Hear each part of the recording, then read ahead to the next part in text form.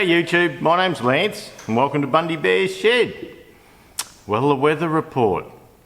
It's been bloody warm. Hadn't been too bad though.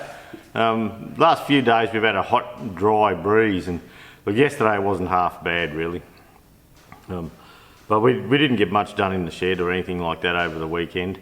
The little 135 here, I've been putting a lot of time into that. And a lot of it's just little fiddly stuff like making little fuel lines and just little knick-knacky tiny bits. And yeah, some of the pins for the drop arms, you know, the little knuckles on the top of your arms. I bought some of them home and they're not the original shape. They're sort of, some of the aftermarket ones are just clunky looking, big square heads. So I just try and make them look a bit nicer, just for my eye. Tractor's not going to be a show tractor. It's not supposed to be. It's just something to drive around and have a bit of fun with. So, but yeah, look, last week it was bloody hot in the shed here. I'd come home of an afternoon and try and do a little bit and keep track of. I just keep the job on track a little bit and sand a few bits and pieces and get them painted and things like that. And last week I got some mud guards painted. I think that was after I did the stew last week, I'm just not sure. But I got my guards painted and I've now got them on. And oh, that was a hot day, really hot. And I was actually having trouble, it was that hot. No humidity so much, it was a dry heat day, which is good for painting. Yet, yeah, I was having trouble. I was playing with the thinners ratio and all that, trying to get a good shine and not orange peely. And I was finding the paint was hitting the panels and going off straight away just about. I was trying to push dry edges, so I was changing thinners ratios and paint ratios. But look, it's come up pretty good. I got one little dry edge here I'm not that fussed on, but not to worry. But yeah, look, it was just hot and hot and windy, and I had to wait till the breeze was coming the right way to have a bit of a paint out the back there. So I've got some new front wheels and tyres. They're just the standard Bearco 616 wheels and tyres, and I got them home on Friday, and I've just got the centres painted red on those, masked, that's easy for me to say, hey? I just got them masked up and painted and sat on there, and I've put all the CAD plated wheel nuts, or new zinc coated. You can buy gold or a silver zinc, but the Bearco wheel nuts at the moment, they're just, they're all the goldy sort of colour. But the goldness goes out of them after a little while. I probably would have preferred the silver look with the silver rims, but anyway, I might have a look and see what Sparex have got and just see. But no, look, we had a great weekend. It's Monday now. We're officially on holidays until January 6th. So, but look, the website and the eBay store and that, they never stop. So I've got my laptop at home here to do work a bit later on, and Judy's gone in this morning. She's not answering the phone or anything, but she's gone in this morning, and we'll probably go in again towards the end of the week, because over the weekend I think we got 20 odd eBay parcels to get out from just over the weekend, and a few website sales, only 2 I think on website sales. But yeah, so we have to keep that part going. Our staff are all on holidays at the moment, Ross and Nicole, and they're having a break. Ross always has an extra week on his Christmas holidays, so he won't be back until the week after the 6th, whatever that'll be, 6 and 7, 13th. And so look, we've had it's been an up and down year, 2019, holy dooly, and yeah, been not the best of years, but that's just how it goes, eh? You have the good and the bad, and if you have a bit of a shit year, well, you appreciate the good ones when they come along, don't you? So that's how it works. But the little tractor here, like I was saying, I have put a lot of time. I was having trouble getting the fuel tank to sit. This is an aftermarket tank, and on the 135 it had a fire through it, and like it burned all the wiring, and a lot of stuff was bodged up, and a lot of the fuel lines were just kinked and bent. So I've played with a lot of fuel lines. Just yesterday morning I finished making one for the tank, I've had the nephews here, so while they were a bit hungover, so while they were, I snuck up and made a fuel pipe. And no, that was the day before, yeah. And so look, it's coming together. I really enjoy this part of the job, where I get to just sit here. I can put a fan on. I can sit here. I can. I haven't got a single wire on it yet. I've got the dash on, and I suppose you can see the muffler's just sitting there. But the tank's good now. The radiator's supported properly, where last week I didn't have the radiator mount underneath, so I had to get one of them. So the radiator's in solid now. All the hoses, the coolant hoses are done up. I fitted the temp gauge, and I often put a bit of that Loctite 515 around the temp gauge. You find the housings over the years get a bit sloppy, so I always put an O-ring between the nut and the flange if I can, then a bit of 515 and put it in and let it set. And so the gauge is in, so today I can possibly fill the cooling system and do a couple of pressure tests on that. And look, it's just a matter of just pump 10 pound of pressure in it and just have a bit of a look that you have no leaks. I don't just put straight water in there, I just put a little bit of glycol in for the tests. It's certainly not strong enough to leave in there, but I think with the glycol it sort of gives it a little initial coating through everything. And once it's had its final test and final run, and we know nothing's got to be pulled apart again and all that, well, we'll put a good glycol coolant mix in. I always use the green glycol coolant. There's a lot of potholes to fall in when you buy coolant, and I always go for the glycol based. And the glycol based is good for these parent bore engines or the dry sleeve engines, but it's also a great thing for the wet sleeve engines like the John Deeres and the Internationals and L434s and all that sort of thing. And the glycol base, where the piston goes up and down, the little vibrations cause a little bit of imploding, and that's why you get holes in your liners. So the glycol coolant, it just protects that, and it coats everything, and it helps lubricate your water pump, and look, it just keeps stuff good. But the potholes you can fall into is you might see a pot of glycol there for $50, and you might see the one next to it for $30, and you'll think, oh, them robbing bastards will buy the $30 one. Well, they'll all look green, but you have to look at the concentration on the back of the pack. And I've been into some of the super cheap shops and the Repcos and things like that, and they just sell this coolant, and it's just for topping up sort of thing, and it's very weak. So I buy the one that's around 50. I often try and buy a concentrate. We have good tank water here, so well, we've got some cockatoos flying past, and I have good tank water here, so I often buy concentrate, and I mix it as per the package on what it says for initial fill. Then sometimes the top-ups, well, initial fill is often like 50%, depending on what brand. I don't like to get in percentages because different brands have different things. So, and then the one we sell has 33% as a top-up, just so you're not topping it up with water all the time and diluting it. So the cheapest coolant is not necessarily the right one for you. You can get cheap ones, but they're not. They just haven't got the concentration that the manufacturer would like, or things like that. So we'll just put a little test run in that today, make sure there's no leaks or anything like that. I haven't got any oil in it anywhere yet apart from the air cleaner, so I've got a drum of oil here, so I have to just a lot of fiddly jobs like that to do today, hopefully. And but well, I haven't got much done. My nephews come up for the weekend, and oh, we had a ball. We drunk way too much, ate way too much. I reckon if I didn't eat anything now for 3 or 4 days, I'd be good. If I didn't eat till Christmas time, I think I'd be right. Be like an old lizard, go and have a lay down in the sun somewhere. But yeah, look, it was great to catch up with the nephews.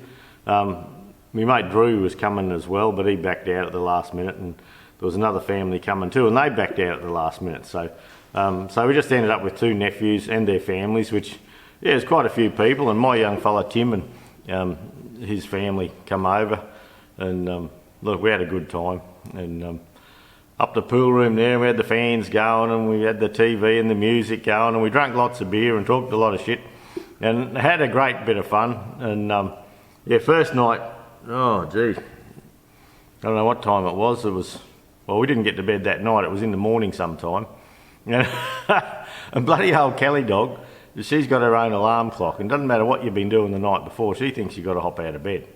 And so anyway, she'd come and wake me up at 5, didn't matter what what time I got to bed. But Saturday night I was getting a bit weary, so I was in bed a bit after 10.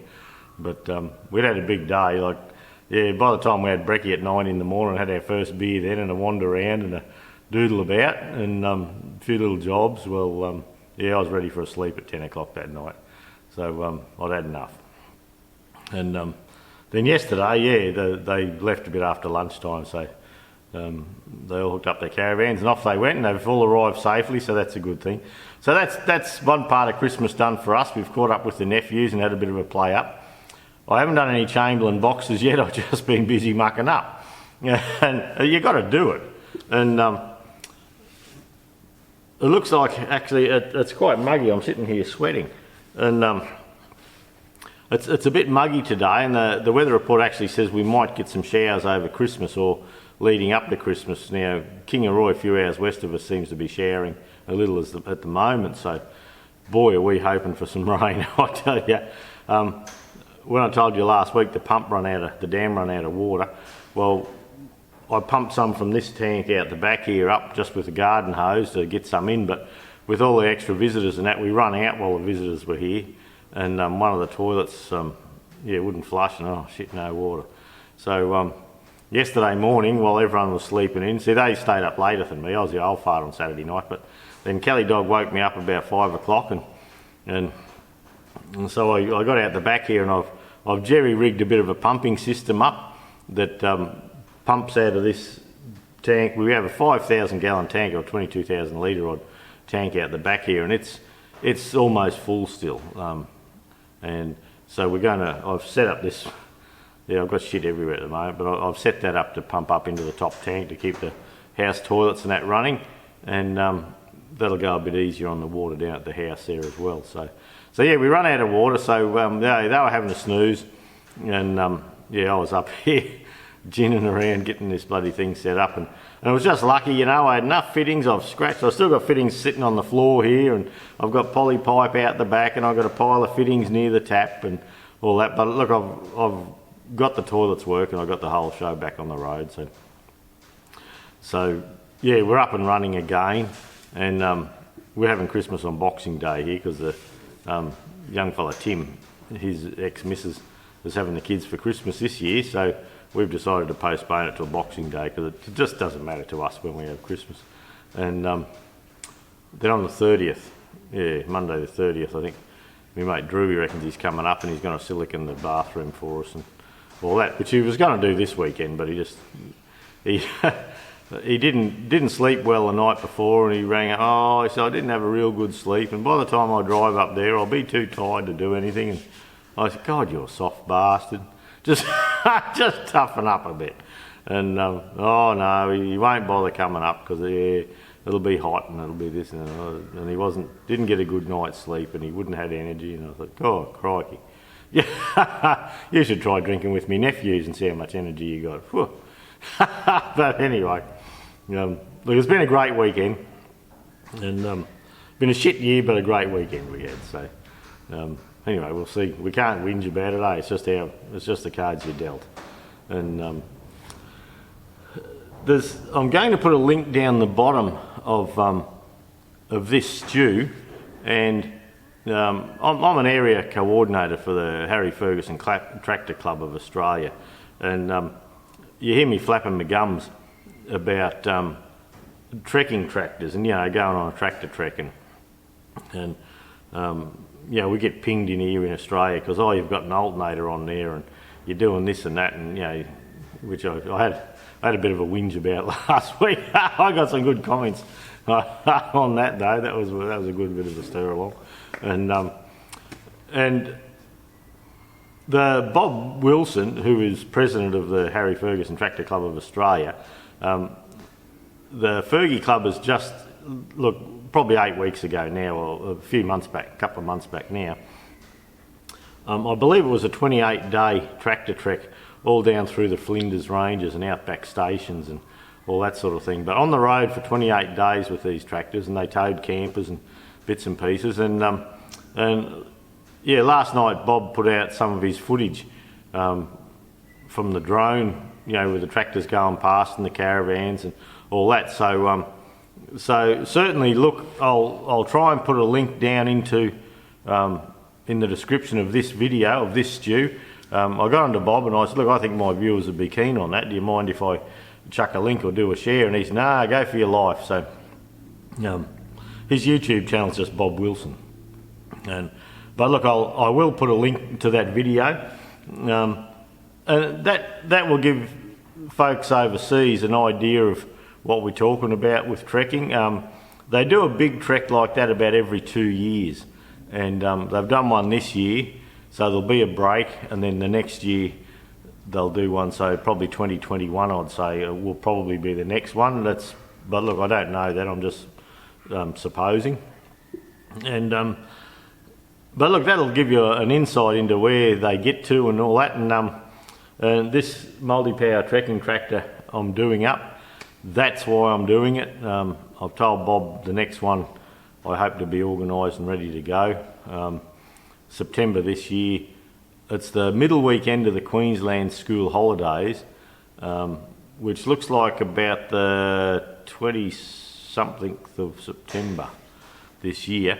That's when the 4-day Monto tractor trek's on, and you go up through the forestry.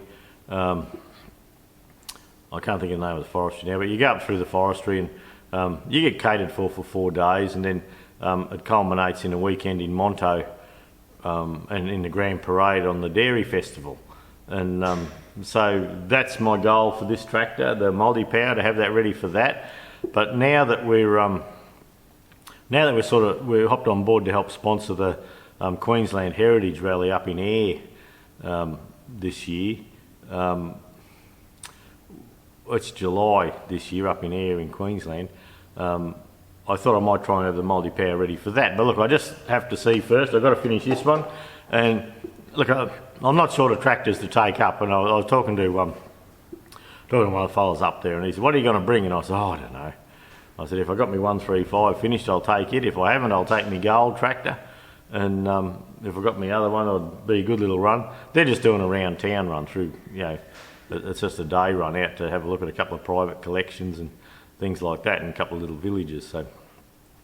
So they're my goals coming up for the year, to get the tractor sorted for doing a couple of these small treks, and then when next time the Fergie Club has a big one, and they've had some whoppers, you know, like 2,500 kilometre ones and things like that. So that's my goal. You know, as I'm getting older, yeah, before my wheels fall off, I'd like to go and do a few of these things. I thought I'd like to have a go. But so look, don't have a look at the link, but don't bloody have a look until you finish watching me stew. Oh, bloody flog is. I'll have to go through it. Not that that'd matter a toss anyway, would it? But look, we'll go handheld for a moment. I'll take you for a walk around the little 135 here and just show you what we're up to with it. It's just at a stage where I just can't film stuff much. Like bolting the mudguard on's not very interesting, and those little fuel pipes twist and bend. Well, like, to make one fuel line, it took me like 2 hours, 2.5 hours maybe, and just getting the bend right and just having a fiddle and just getting it so it doesn't rub on anything and all that. It took ages. So I've still got down this side of the tractor, I've just found the stopper rod, and the stopper rod's got quite a worn patch in it, so I have to take that over and braze that up. And once I get that brazed, I can paint it. But all the little clips that hold the rods in, I've put all new ones there. I've got some decals now for the hydraulics and around the dash and the air cleaner. I've done that. The air cleaner is an aftermarket one with a clip-on bowl, so I can't get the stick of the line right up I'd like it just at 90 degrees to the centre line of the tractor, but with a clamp on type you would, but with the later aftermarket one, it doesn't quite work like that. There's a clip in the road, but like, that's as bad as it gets. But that, look, it bolts on nicely. Looks like it'll work real well. And but yeah, I've got a lot of little knickknacks on. The fuel system's been something where this tank's had a twist and a push, and I've had to panel beat the brackets and try and get that to sit nice and level. But look, I'll take you for a walk around. I'll show you my jerry-rigged watering thing. God, you wouldn't hire me as a plumber in a fit.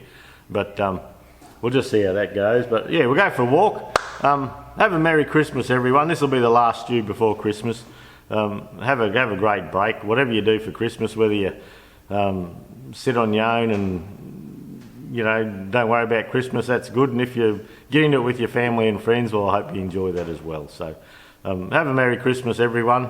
And look, we'll catch up with you. Oh, there'll be another stew for the end of the year, I suppose. Yeah, there's room for one in there if I keep my finger out. Anyway, have a good week, everyone. We'll catch you later on. Well, here we go.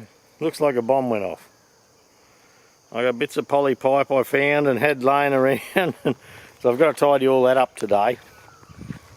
But yeah, I've had a tap here for ages. I've still got to pick up all my fittings and that, but I just got it going yesterday and didn't do any more. And then when we come through here, I've got the little pump that I had on the dam, and I've plumbed some 1.5 inch pipe into there, and then we bring it through here, and that was how I got past the fitting there. I had a tap, so that saved me a trip to Bunnings.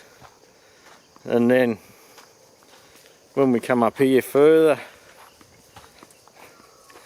this is where I used to fill up the pod for watering the trees, and that there was another fitting I had, and that's actually a check valve to stop water running back. So that works well here. So if the tap gets left on with that one-way valve there, that means that the water from the high tank, if there's ever any dam water mixed in, if we ever get any more dam water, it won't run into our good tank. So yeah, it looks like a bomb went off, but I'll clean this all up a bit later.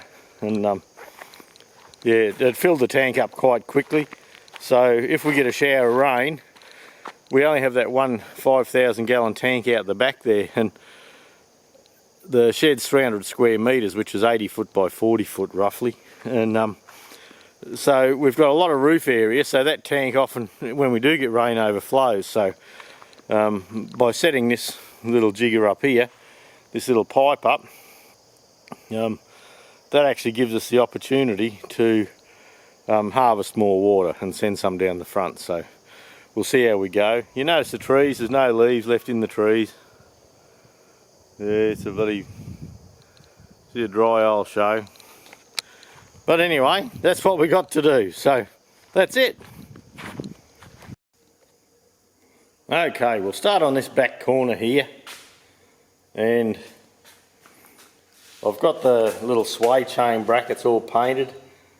I am thinking of putting this little PDO bracket on there.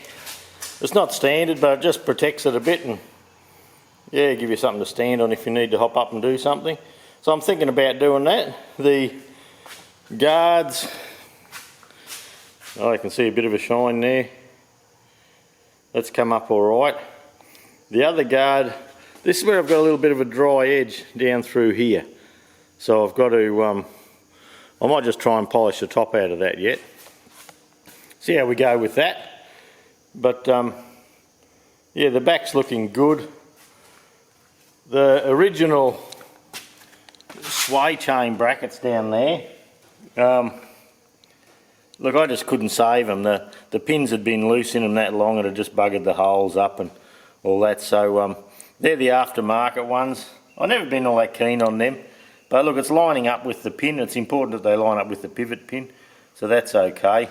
Those bolts are a little bit long under the guards, but I'm not going to worry about that yet. That's the rear rim, and I've got a couple of the gold studs there. Like I say, I'd rather silver, but anyway, I'll have a look, and if it's not stupid to replace them, I will. I've got the mudguards bolted on. I had to make this plate up to cut in around the guard here. This was a mudguard plate, but I've cut it in. I've put the bolts down the bottom here going in under, which possibly gives me the opportunity to put a little wiring loom bracket under there, and these ones come out just so that my foot's not getting rubbed on them. So look, they've come up okay. They're looking pretty good. The roll frame, I sanded, the roll frame was black and I sanded it all down through the week and tidied all that up and painted it Fergie grey. The seat's all finished now. That's where I'm putting all my junk at the moment, and I've put the back cushion on, but I didn't put the other one on. I reckon I'd bugger it up. I've got some, well, when you're sitting on the tractor, the hydraulic levers would look like that. So the decal's on there. The dash is coming up pretty nice, if I can get that glare out of it. I've got a couple of stickers. I've got to have a look at a few posts and just see where some stickers go on there. I've still got to put the fuel gauge in, but I've got the oil gauge and the temp gauge done. And I've taken the ammeter out. This is where I cop a cane in again, I suppose, but I've taken the ammeter out and put a voltmeter in there, and I just prefer a voltmeter and with an alternator. Look, when you put an alternator on, you've got a 30 amp ammeter and you've got a 70 amp alternator, it doesn't work. So I like to just have a voltmeter. That'll tell me my front battery charge here. The top little pre-cleaner that I bought, I cleaned that up a little bit and gave that a paint. So that's looking pretty good. That's the sticker on the air cleaner. That's I probably wouldn't mind that being straight out. But look, that's as bad as it gets. We got jack shit to worry about. On the throttle linkages here, yeah, all nice new clips, and I haven't painted this piece in here. I haven't got the taco cable on yet either, because yeah, they all get buggered up and they're zinc coated, cad plated, so that's okay.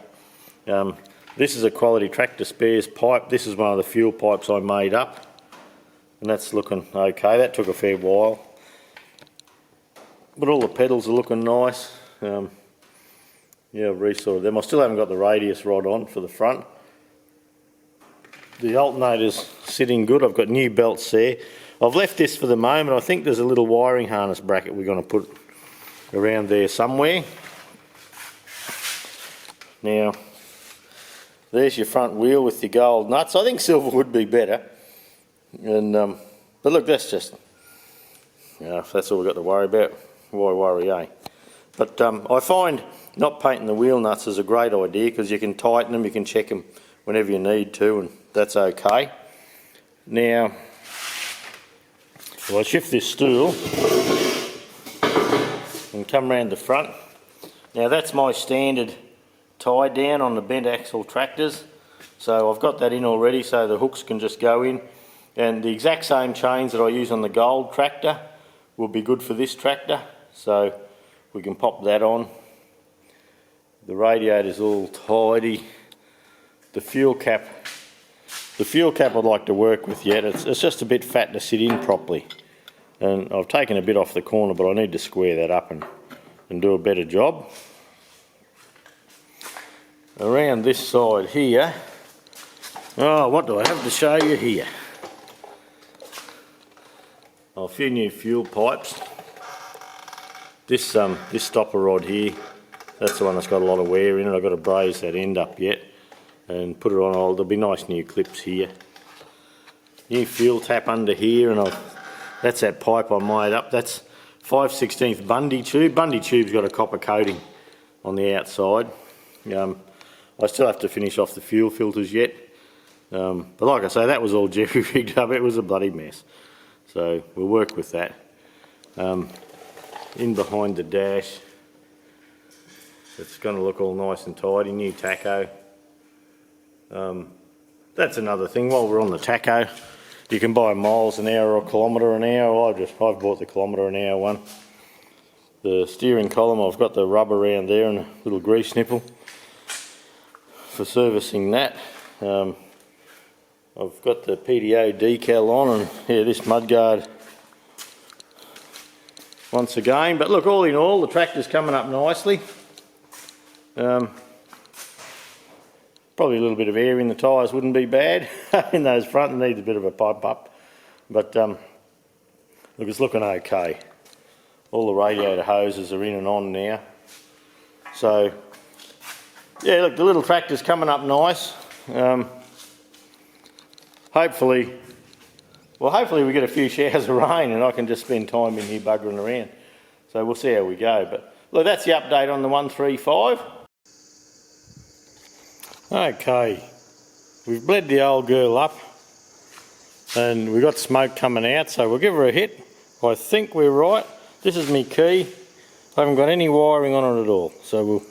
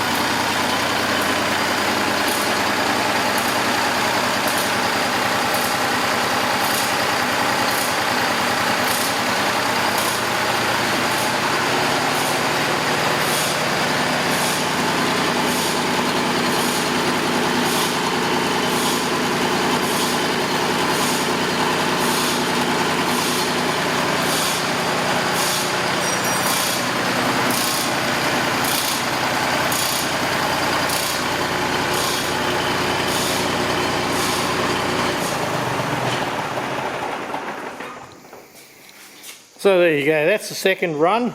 I bled it all up a little bit earlier and I just give it a quick little run, and it looks like our temperature's come up, the oil pressure's come up nicely. I've got to deal with this radiator shroud. It's just sort of, well, yeah, I've spent ages trying to get that away from there, but now it's running, it seems to want to just touch there. So that's without a wire on it or anything like that. There's just a set of jumper leads on the floor, and away we go. So look, that's certainly a good thing. It doesn't look to have too many leaks. I had a little water leak there. There's actually a lift ring there that I haven't put on, and it was leaking water out of that stud a little bit. And I noticed on number 3 injector at the back here, little fuel leak coming off it. And look, it's not at the top anywhere. There's nothing there, so I'm wondering if I've got an injector that's leaking. Yeah, I'm just not sure where that's coming from. So that's a bit of homework for Lance. But yeah, everyone will know, anyone that's done a restoration, they'll know when you hear the first smoke or see the first smoke coming out of it, yeah, that's an exciting moment. So there you go, just before Christmas.